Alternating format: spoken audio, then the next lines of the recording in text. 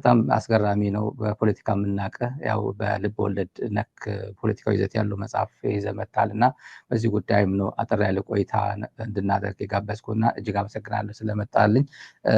የተመልካቾችም ጥያቄ ነበርና በዚህ አጋጣሚ አመሰግናለሁ። የሀገሪቱ የመጽሐፍ ጉዳይ ትንሽ ወደ ኋላ እናድርገው ብዬ ነውና የሀገሪቱ ፖለቲካ ወዴት እየሄደ ነው ወደሚለው በሱን ጀምር። መንግስት ሰላም እያሰፈንኩ ነው፣ ሰላም ተረጋግቶ ሪላቲቭሊ ሁሉም ሰላም ሆኗል እያለን ነው። እስቲ በዚህን ጀምር አቶ ልደቱ። በቅድሚያ በጣም ነው የማመሰግነው ስታሊን ስለጋበዝከኝ በዚህ ጉዳይ እና ዛራ ሚዲያ ለሁል ጊዜው ትብብሩ በጣም ከልብ ነው የማመሰግነው። የአገሪቱ ሁኔታ ያው ምልህ ብዙ የሚያስደንቅ አይደለም። ገና እንግዲህ ከ4-5 ዓመት በፊት ጀምሮ የአገሪቱን መሪ አያያዝ አይተን ይቺ ሀገር ወዴት በሂደት ልትሄድ እንደምትችል አስቀድመን ብዙዎቻችን ገምተናል። ምክንያቱም ያው የሂደቱ ፓተርኑ ያሳያል። ከጊዜ ወደ ጊዜ ከአንድ ቀውስ ወደ ሌላ ቀውስ እየተሸጋገርን እንደምንሄድ አገዛዙ ከጠበንጃ አፈሙዝ በስተቀር ምንም አይነት ሰላማዊ መፍትሄ የፖለቲካ መፍትሄ የማይታየው እንደሆነ ግልጽ ከሆነ ቆይቷል። ኦልሞስት ዓመታት አልፈዋል እና የሚያስደንቅ አይደለም። የዛን ውጤት አሁንም እያየን ነው። እና እንግዲህ እንደምታውቀው መጀመሪያ ኦሮሚያ ላይ ጦርነት ተጀመረ። ያ ጦርነት ቆሞ ወደ ሰላም እንሄዳለን ስንል ይድነቃችኋልና ደግሞ በጣም የተሟላ ጦርነት ትግራይ ውስጥ ከፈተ። ያ እጅግ ዘግናኝ የሆነ በታሪካችን አይተነው የማናውቅ አይነት ጭፍጨፋ በህዝባችን ላይ ያደረሰ። ያ ጦርነት ደግሞ በፕሪቶሪያው ስምምነት እስከ ወዲያኛው ይዘጋል ብለን ስንገምት ደግሞ እንደገና አማራ ክልል ደግሞ ሌላ ጨፍጫፊ ጦርነት ደግሞ ከፈተ። አማራ ክልልን ምናልባት 80-90% በሚሆን አካባቢ የሸፈነ ታንክ፣ መድፍ፣ አውሮፕላን፣ ድሮን የሚሳተፍበት ከፍተኛ የሆነ ጦርነት ደግሞ ከፈተ። አሁን እነዚህ ሁሉ ጦርነቶች ደግሞ አላንስ ብለው ከጎረቤት ሀገር ጋር ደግሞ በባህር በር ጥያቄ ሰበብ ከኤርትራ ጋር ደግሞ ሌላ ጦርነት ለመክፈት የአደባባይ አዋጅ እየተነገረ ያለበት ሁኔታ ነው ያለው። የፕሪቶሪያውም ስምምነት መፈጸም አቅቶት እንደገና ዳግም ከትግራይ ኃይሎችም ጋር ወደ ጦርነት የሚገባበት ሁኔታ እየታየን ነው እና በአጠቃላይ ስናየው ነገሮች ከጊዜ ወደ ጊዜ የበለጠ እየተባባሱ ከቁጥጥር ውጭ እየሆኑ ነው እና ከቀድሞዎቹ በተለየ በአዲስ የኃይል አሰላለፍ አዲስ እና ግዙፍ ጦርነት ከፊታችን እየመጣ እንደሆነ እያየን ነው እና አሁንም ደግሞ መንግስት በምንም ተአምር ከነዚህ ሁሉ የጦርነት ሂደቶች ከነዚህ ሁሉ የአገር ኢኮኖሚ ውድመት ከነዚህ ሁሉ የህዝብ መስዋዕትነትና ጭፍጨፋ መማራቅቶት አሁንም በጉልበት በጠበንጃ ችግሩን ፈታለሁ ብሎ እንደቀጠለ እያየን ነው። ተቃዋሚዎቹም ናቹራሊ እንግዲህ አማራጭ ተዋል። እነሱም ይሄን ችግር በጠበንጃ እንቀለብሰዋለን ብለው ያው እሱ በሚፈልገው ቋንቋ ሊያነጋግሩት ያው እየተዘጋጁ ነው፣ እየተዋጉ ነው። የሀገሪቱ ነባራዊ ሁኔታ ይሄ ነው። በእኔ እምነት በዚህ ከቀጠለ ምናልባት እንደ ሀገርም እንደ ህዝብም እንቀጥላለን ወይ የሚለው ጥያቄ የበለጠ አደጋው አፍጥጦ የሚመጣበት ሁኔታ የሚታይ ይመስለኛል። አቶ ልደቱ አሁን ያነሳው ያው አገዛዙ የሚያውቀው ያው ጦርነት ነው፣ በብረት በመሳሪያ ነውና ያው እሱም መቼም ሺህ ጊዜ አታሸንፉኝ በሚባለው ቋንቋ ነው የምናውቀውና ሰሞኑ ካደረግከው ቃለ መጠይቅ ላይ በ45 ቀን እኮ ይሄን አገዛዝ ማሸነፍ እንችላለን የሚል ተስፋ ሰጪ የሆነ ደግሞ ብዙ ነገሮች ኮንሲደር አድርገን እንደሚሆን ተስፋ አደርጋለሁ እገምታለሁ። ዝም ብዬ ሪያሊስቲክ ነው ወይ ኢትዮጵያውን ኦርጋናይዝድ የሆነ ፖለቲካ ፓርቲ ኦርጋናይዝድ የሆነ ሲቪክ ሶሳይቲ ኦርጋናይዜሽን በሌሉበት የኢትዮጵያ ህዝብም በብሔር በሃይማኖት እያጋጨ እርስ በርሱ ላይ ሲቪል ወር ያወጀ ያፋጀ መንግስት ባለበት አገር በ45 ቀን እንዴት ተብሎ ነው የሚቻለው? እንዲሁ ሪያሊስቲክ ሆነ ብናወራ አቶ ልደቱ እዚህ ላይ እስቲ ጠለቅ አድርገን ጋር ጥሩ ጥያቄ ነው። አንዳንድ ሰዎች ባልተገባ መንገድ እንደሱ አድርገው ተረድተው ቀን መቁጠር የጀመሩ አሉ። ከ45 ቀን ስንቱ ተቀነሰ መቁጠር የጀመሩ አሉ እና እንግዲህ አንዳንድ ጊዜ ምለውን በአግባቡ ካለማዳመጥ የተጻፈውን ነገር በአግባቡ ካለማንበብ እንዲህ አይነት ጥያቄና ብዥታ ሊፈጠር ይችላል እና እኔ እያልኩ ያለሁት ምንድነው በሰላማዊ ህዝባዊ እምቢተኝነት ለውጥ ማምጣት ይቻላል። ያን ለውጥ ለማምጣት ግን አስቀድመው የሚያስፈልጉ ዝግጅቶች አሉ። እነዚህ ዝግጅቶች አሁን ለምሳሌ በሀገረ ካኦፒ ታሪክ የምናየው 11 ቅድመ ሁኔታዎች ያስፈልጋሉ።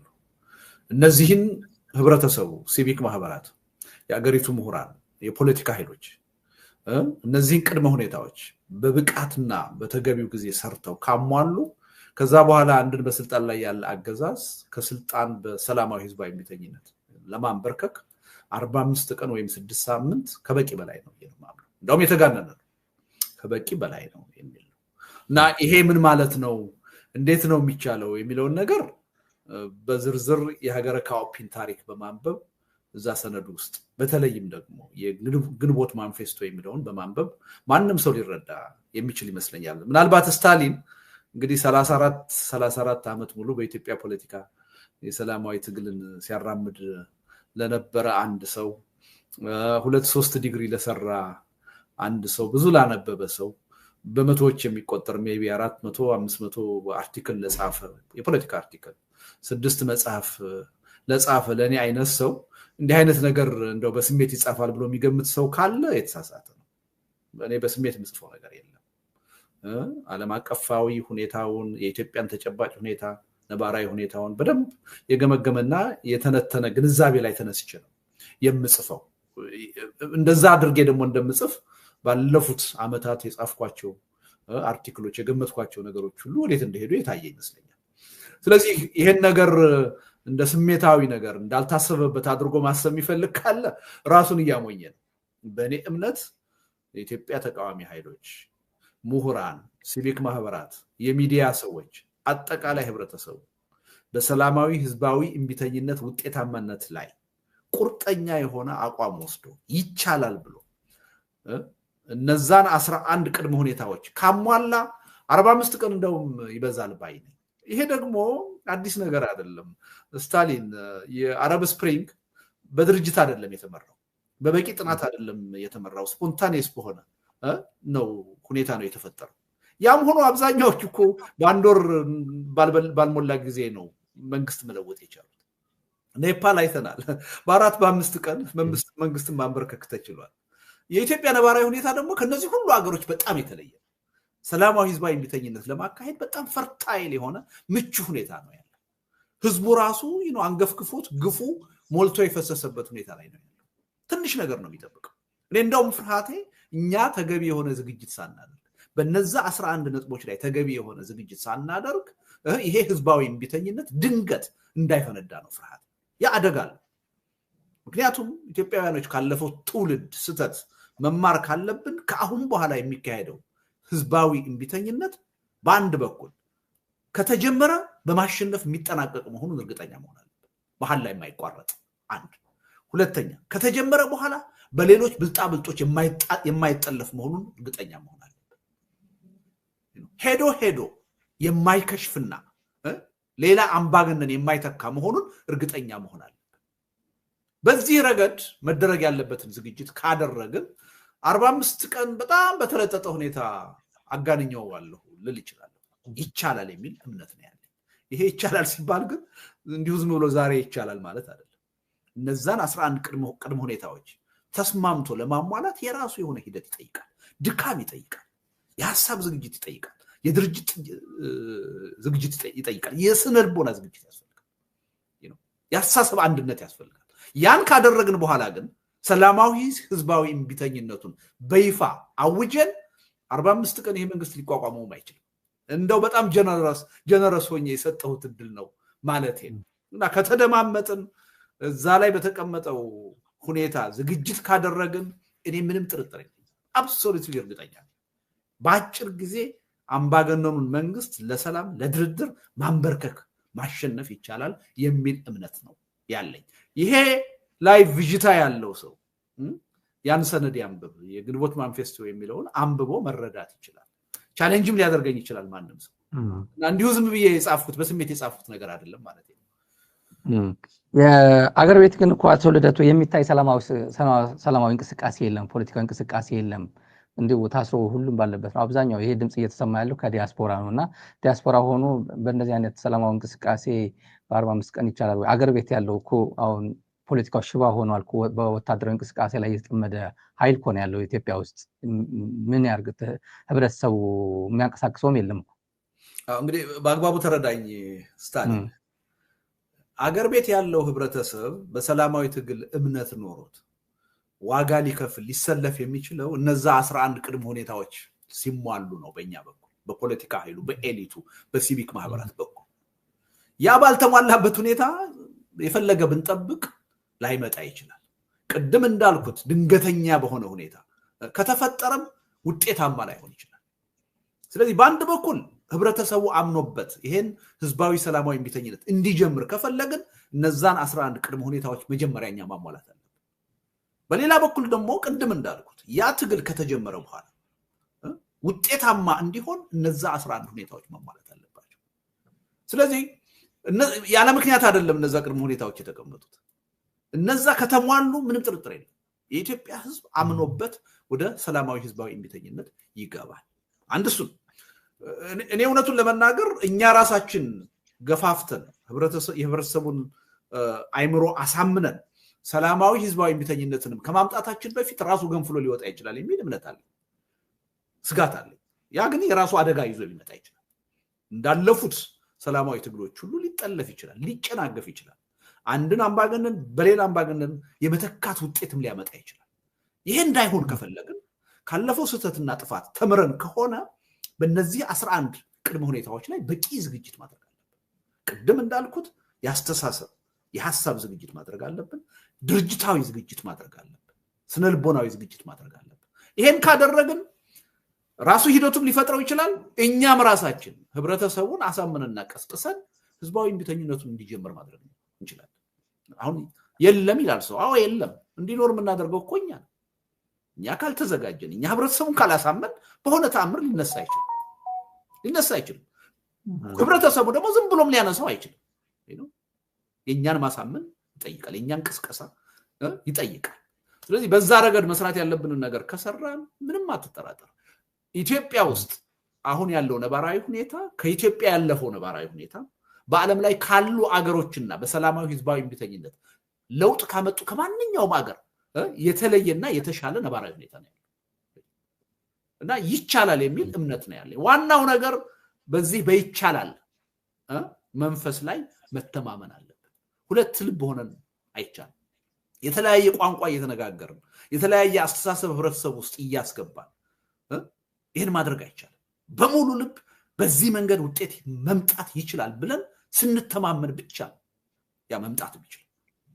ይሄን እርግጠኛ መሆን ያስፈልጋል እና 45 ቀን ሲባል እንደው ዝም ብሎ ከዛሬ ጀምሮ ወይም ስለተፈለገ ብቻ ወይም ስለታወጀ ብቻ የሚሆን ነገር አይደለም። ያ ሞኝነት ነው፣ ትግልን አለማወቅ።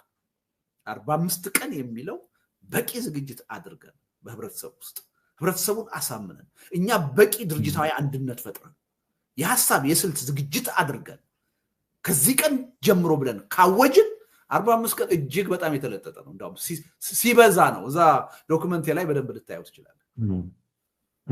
በጣም አመሰግናለሁ። በብልጽግና በኩል ደግሞ የሚነገረው ተቃዋሚዎች እየተሰባሰቡብኝ ነው፣ የሆነ አቅጣጫም ይሰጣል፣ ደቡብ መጣብኝ፣ ሰሜን መጣብኝ የሚል ቋንቋም ይጠቀማል። አንዳንዶቹ አሁን አቶ ልደቱ በሰላማዊ መንገድ ነው የምታራምደው ለበርካታ ዓመታት፣ ዛሬም ድረስ በሰላማዊ መንገድ ነው። አንዳንዶቹ ደግሞ ሰላማዊ መንገድ ኤግዞስት አድርገናል፣ ወደ ወታደራዊ ትብብር ካልሆነ በስተቀር ይሄ አገዛዝ መጣል አይቻልም የሚል ወገኖችም አሉ። በሌላ በኩል ጥምረት ያስፈልገናል፣ ፖለቲካዊ ጥምረት ብቻ ሳይሆን ወታደራዊ ጥምረት ያስፈልገናል፣ አለበለዚያ ይሄ አገዛዝ ልንጥለው አንችልም የሚሉ ወገኖች እንዳሉ እናውቃለንና አሁን ያለው አስራለም አዝማሚያ ወዴት እያመራ ነው? ሁለት ነገሮችን ለይተን ማየት ያለብን ይመስለኛል። ሰላማዊ ትግልን ኤግዞስት አድርጋለች በሚለው ሐሳብ በፍጹም አልስማማም። ሰላማዊ ትግል እንደውም የኔ እምነት በኢትዮጵያ ተጨባጭ ሁኔታ በበቂ ሁኔታ አልተሞከረም ማለት አልተጀመረም ብዬ ነው። ሰላማዊ ትግል ቀላል ነገር አይደለም፣ ብዙ ግብአቶችን የሚጠይቅ ነገር ነው። ስለዚህ በዛ ደረጃ ኢትዮጵያ ውስጥ የፖለቲካ ኃይሎች በበቂ ሁኔታ ሰላማዊ ትግል እስካሁን አድርገናል አይደለም ጀምረናልም ብዬ አላምንም እና ኤግዞስት አድርጓል የሚለው ነገር ብዙ የሚሰራ አይመስለኝ። ኤግዞስት አድርጓል እንደውም የሚለው ነገር መስራት ካለበት ለትጥቅ ትግል ነው የሚሰራው። 3000 ዘመን እኮ ነው የተዋጋን እርስ በርስ ከጥንት እስከ ዛሬ። ከበቂ በላይ ኤግዞስት ያደረግነው በጦርነት ነው።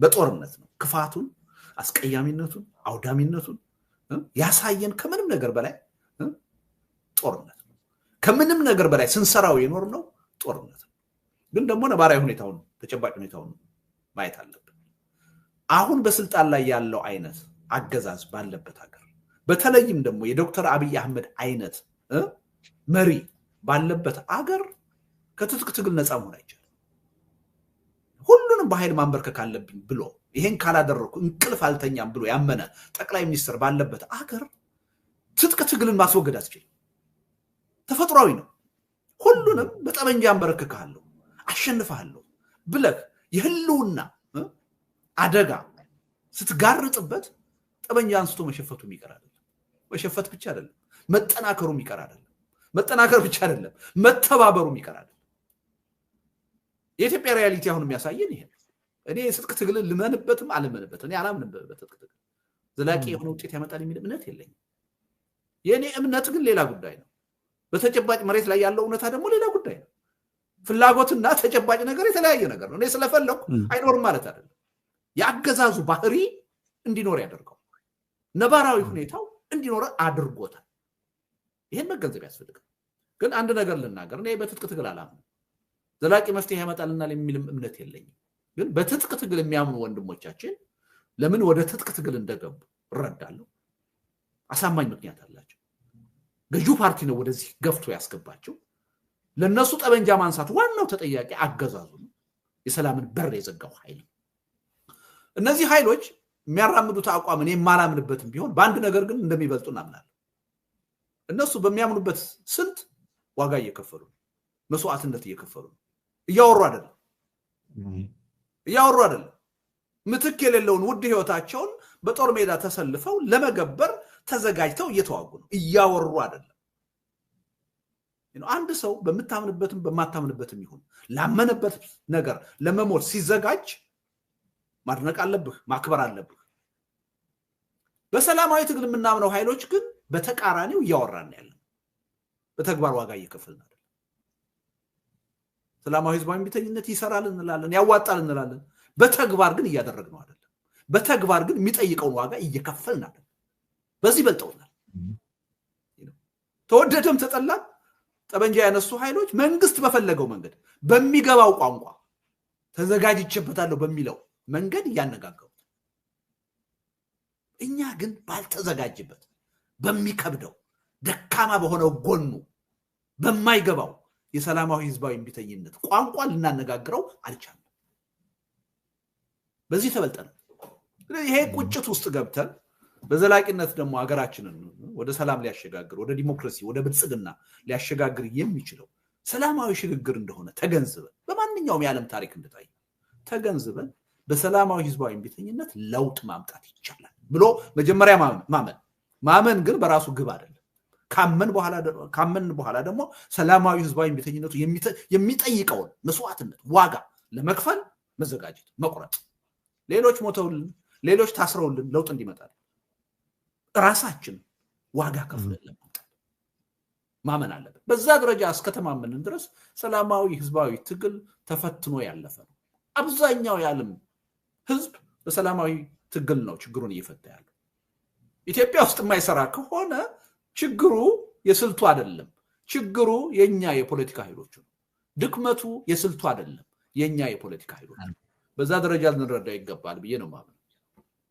በጣም አመሰግናለሁ የጦርነት ድባብ አለ የወረራ ድባብ የሚመስል ነገር አለ አሰብ የቀይ ባህር ጉዳይ የግድ ነው የሞት ሽረት ነው የሚል ፕሮፓጋንዳ አትሉደቱ ብዙ ጊዜ የሚሰማው በብልጽግና አካባቢ የሚሰማው በጠቅላይ ሚኒስትሩ የሚሰማው ነው ይሄ ነገር ጦርነት ከተጀመረ አሰብ ላይ የሚያበቃ ነው ወይ ኢትዮጵያ መንግስት ከተሳካለት አሰብ ላይ ያቆማል ወይ የኤርትራ መንግስት ከተሳካለት አሰብ ብቻ ዲፈንድ አድርጎ ያቆማል ወይ የኢትዮጵያ ጠቅላላ ፖለቲካል አትሞስፌሩ የሚቀይር ነገሮችስ አያጋጥሙም ወይ የኢትዮጵያ አንድነትስ የሚባለው አሁን ያለችው ኢትዮጵያ ወደ አደጋ የሚከት ነገሮች አያጋጥሙም ወይ የሚል የበርካታ ኢትዮጵያውያን ጥያቄ ነው እንደ አንድ ፖለቲከኛ እንደ አንድ በኢትዮጵያ ጉዳይ ላይ ሌት ተቀን እንደሚቆረቆር ፖለቲከኛ ምን ይሰማል? አሰብ ላይ በህጋዊ መንገድ ቢቻል ጥሩ ነበር፣ ግን በጦርነት አይቻል የሚሉ ወገኖች አሉ።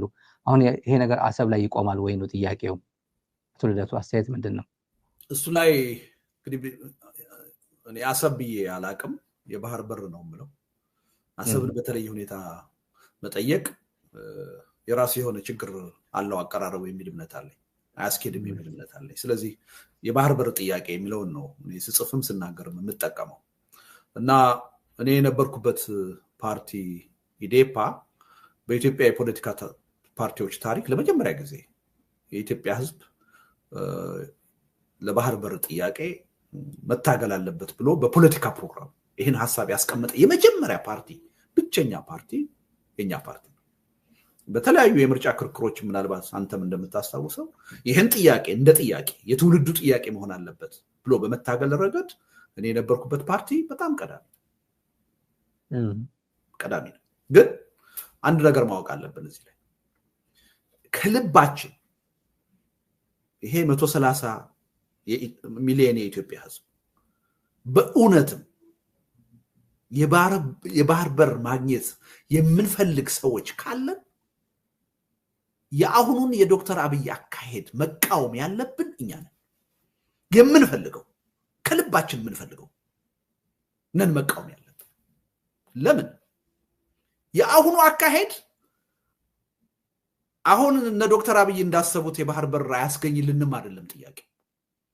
ኢትዮጵያ ወደፊት የባህር በር ለማግኘት የምታደርገውን ጥረት ሁሉ የሚያወሳስብ ነው፣ አደጋ ውስጥ የሚከት ነው።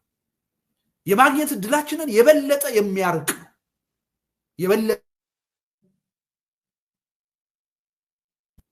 በእውነት ኢትዮጵያ የባህር በር ጥያቄዋ እንዲመለስ የምንፈልግ ኃይሎች ከማንም በላይ ያሁኑን የነ ዶክተር አብይ የቀይ ባህር ጥያቄ ማውገዝና መቃወም ያለብን እኛ ከልባችን የምንፈልገው ሰዎች። ምክንያቱም በዚህ መንገድ አይገኝም። አለመገኘቱ ብቻ አይደለም፣ ወደፊትም የማግኘት እድላችንን የበለጠ ያወሳስባል፣ የበለጠ አስቸጋሪ ያደርገዋል። ይሄን መረዳት አለብን እና ይሄ ምናልባት አንዱ ከዛ በፊት እንደው ከምራቸው ነው ወይ ይሄ ጠቅላይ ሚኒስትር አሁን ኤርትራን ለመውገድ ተዘጋጅተዋል ፈልገዋል ወይ የሚለውን ነገር መጀመሪያ ማየት ያስፈልጋል። እርግጠኛ መሆን የለብንም በዚህ ጉዳይ ላይ። ውሸታቸውንም ሊሆን ይችላል፣ ለፕሮፓጋንዳም ሊሆን ይችላል። ምክንያቱም ይሄ ሰውዬ ቀላል የማይባል ገንዘብ ከአረብ ኤሚሬትስ ያገኛሉ፣ መሳሪያ ያገኛሉ፣ የገቡት ቃል አለ። ነገ የቀይ ባህር ኃይል እንሆናለን፣ ቀይ ባህርን እንቆጣጠራለን። ያኔ በዚህ አካባቢ ባለው ጂኦፖለቲክስ የእናንተ ሚና ትልቅ ይሆናል፣ ተጠቃሚ ትሆናላችሁ እየተባለ ገንዘብ እየመጣ ነው፣ መሳሪያ እየመጣ ነው። ይሄ እንዳይቆም ይፈልጋል አገዛዙ አገር ውስጥ ላለበት ችግር። ስለዚህ ይሄን የቀይ ባህር አጀንዳ ስራዬ ብሎ በመድረኩ እንዲቆይ ማድረግ ይፈልጋል። እኔ ባለኝ መረጃ አንተም ደርሶ ሊሆን ይችላል፣ ለመንግስት ባለስልጣናት ወታደራዊ አዛዦች በሰርኩላር በመመሪያ ተላልፎ የሚነገራቸው የጦርነት ሙድ ውስጥ እንዳለን ሆናችሁ ነው ማሰብና መናገር ያለባችሁ እየተባለ ነው መመሪያ የሚሰጣቸው። ውሸት ሊሆን ይችላል አንድ። ሁለተኛ ይሄ ሰውዬ ማህበራዊ መሰረት እያጡ ነው። ጠቅላይ ሚኒስትሩ ከህዝብ እየተነጠሉ ነው፣ በህዝብ እየተጠሉ ነው። ከፍተኛ የሆነ የቅቡልነት ጥያቄ እየገጠማቸው ነው። ስለዚህ ኪሳቸው ውስጥ ከነበሩት ህዝቡን የመቀስቀሻ መሳሪያዎች ውስጥ ወይም ካርዶች ውስጥ አንዱ ይሄ ጥያቄ ነው ነበር። እኔ ይሄን ከ4-5 ዓመት በፊት ተናግሬዋለሁ። አንድ ወቅት የባህር በር ጥያቄን ዶክተር አብይ አህመድ ወደ መድረክ ይዘው እንደሚመጡ ምንም ጥርጥር አልነበረኝ። በድፍረት ጽፌዋለሁ፣ በድፍረት ተናግሬዋለሁ። ለዛ ቅቡልነት ለዛ ተቀባይነት ማግኘትም ሊሆን ይችላል የሚያወሩት። እርግጠኛ መሆን አንችልም። ከልባቸው ነው ብለን እርግጠኛ መሆን አንችልም፣ ከልባቸውም አይደለም ብለን እርግጠኛ መሆን አንችልም። ይሄን ነገር በብቸኝነት የሚያውቁት ራሳቸው ጠቅላይ ሚኒስትሩ ብቻ ናቸው። የሀገሪቱ ምክትል ጠቅላይ ሚኒስትርም የሚያውቁ አይመስልም። ራሳቸው ብቻ ናቸው የሚያውቁት። ስለዚህ ይሄ ጉዳይ ችግሩ ምን መሰለህ ስታሊን፣ አንድ መንግስት በዚህ ደረጃ የአንድን ሉዓላዊ ሀገር ጥያቄ ውስጥ አስገብቶ እወርሃለሁ በኃይል የባህር በር እነጥቅሃለሁ ብሎ ፕሮፓጋንዳ መስራት ከጀመረ በኋላ መቀስቀስ ከጀመረ በኋላ ጦርነቱን የማስነሳቱ እድል በሱ እጅ ላይ ብቻ ያለ አይደለም። ያ ትሬት እንዲሆነው ስጋት የገባው ኃይል ለኔ የተመቸ ጊዜና ቦታ በሚለው ሁኔታ ጦርነቱን ራሱ ሊጀምረው ይችላል። የኢትዮጵያ መንግስት አሁን በጦርነቱ መነሳት ላይ ቁጥጥር ሊኖረው አይችልም። ያ ጦርነት ቢጀመር ደግሞ ኢትዮጵያ በወራሪነት ከመከሰስ ከመፈረጅ ልትድን አትችልም። በአደባባይ በይፋ ነው እየተቀሰቀሰ ያለው። እውቅና ሁሉ አገራዊ እውቅናችሁን ሁሉ እነሳችኋለን ነው እየተባለ። ከኔ ማጅን አንድ የጎረቤት ሀገር የኢትዮጵያን ሀገራዊ እውቅና ነሳለሁ ብሎ የኢትዮጵያን መሬት ነጥቃለሁ ብሎ አዋጅ ቢያውጅ እንዴት ነው ሪአክት ብናደርገው? ያ አካል ጦርነት መጥቶ እስኪከፍትብን ጥይቱን እስኪተኩስ እንጠብቀዋለን? ያንስ ማድረግ ትክክል ነው የሚሆነው? አይመስለኝም።